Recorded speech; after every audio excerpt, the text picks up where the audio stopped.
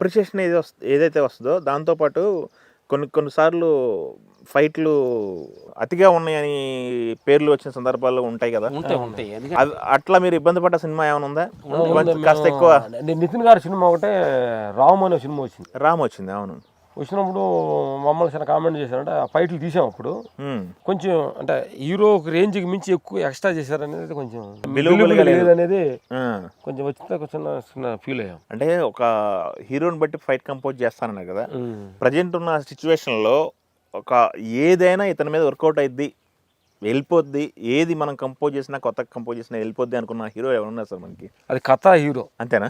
కథే ఏ కథ అయితే బలంగా ఉందో అది ఏది చేసినా దానికి యాప్ట్ అవుద్ది. కొన్ని కటౌట్లు ఉంటాయి, ఇప్పుడు లైక్ ప్రభాస్ గారు ఉన్నారు అంటే ఆయన కటౌట్ అట్టంటే ఈ కటౌట్ కంటే కూడా కథకు సంబంధం ఎమోషనల్ లేకుండా కొన్ని సినిమాలు ఫ్లాప్ అయిపోయినాయి ఉంటాయి కదా.